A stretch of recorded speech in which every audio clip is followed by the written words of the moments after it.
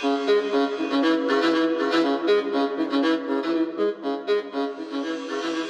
the Black Out Loud. True learning stems from an environment where curiosity is celebrated and workers take responsibility for their own growth. To develop a learning culture, organisations need to empower employees to direct their own growth and development. By Beth Wallace. This article has been edited for audio purposes. Article begins. Shortly after becoming Microsoft's CEO in 2014, Satya Nadella voiced his plan to orchestrate a major culture change. At the time, he claimed the organisation had been a know-it-all company for too long. Now, he said, it needed to become a learn-it-all company. For Microsoft, this means encouraging employees to learn not only from successes, but also from experiments, mistakes, failures, and especially each other. It is an approach that other companies would do well to replicate, says Michelle Ockers, organisational learning strategist and founder of Learning Uncut. Nadella said it's not about being perfect, because that closes us off to opportunity, she explains. This is the language that he very deliberately used and cultivated across the organisation that, in turn, inspired their developers and customers to engage with the company in new and more modern ways. What is a learning culture? A learning culture goes beyond giving staff access to courses and other formal learning opportunities, says Ockers. It's about creating an environment that encourages and enables people to be continuously learning, improving, and innovating as they work at an individual, team, and organisational level. Empowering employees to direct their own growth and development is an important part of a learning culture, says Tani McWhirter, partner at HR agency HumanX. If we're thinking of an organisation as a live system, a learning culture enables that system to self-sufficiently grow, she says. It can become a competitive advantage because the growth is more organic, patching weaknesses and repping the muscles for the day-to-day skills needed to get work done.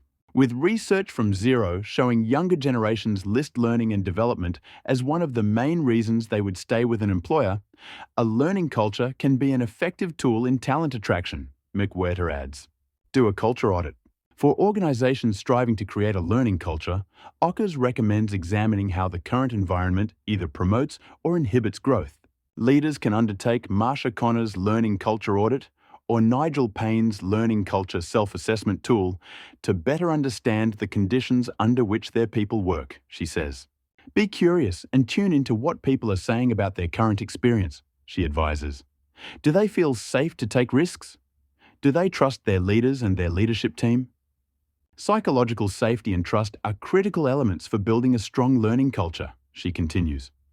People need to feel safe to experiment, to suggest changes, and to speak up, because it's through those activities, through practice and continuous improvement, that real learning occurs. How to implement learning in the workplace. When making changes to encourage greater learning, McWhirter says to start small. First, release the control and command structure of learning.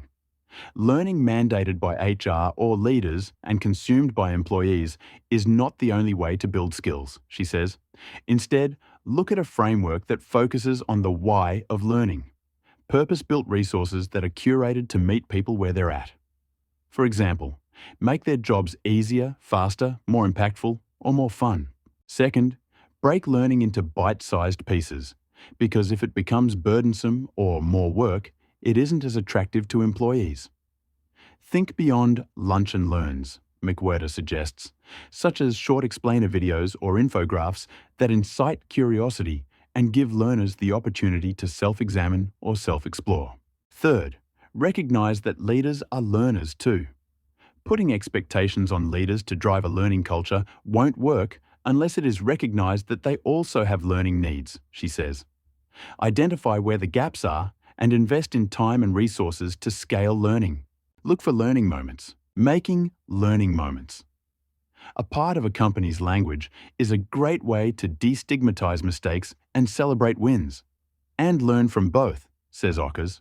Such occasions might arise during a meeting or project debrief, when team members pause to reflect on an outcome. They might ask, why did that work so well? How might we continue to build on that? Or what went wrong, and how might we avoid that in the future? She explains. These moments build a sense of safety, demonstrating that mistakes are welcome and can be leveraged as lessons. They also encourage curiosity, one of the core skills highlighted in World Economic Forum's Future of Jobs Report 2025, and are an essential component of innovation. Build future skills. Though organic opportunities for exchanging feedback or engaging in mentoring or job shadowing may have decreased with the advent of remote work, Ockers believes these methods are still valuable learning tools. Large organisations such as Schneider Electric clearly agree, now advertising these and other development opportunities on their internal talent marketplaces. Smaller organisations can do the same, albeit on a smaller scale. Ockers says leaders might consider allowing workers half a day each week to work on someone else's project as a stretch opportunity. Experiences like these, which cultivate in-demand skills such as flexibility, agility, and curiosity, lay the foundation for genuine learning, which benefits both the individual and the organisation in the long run.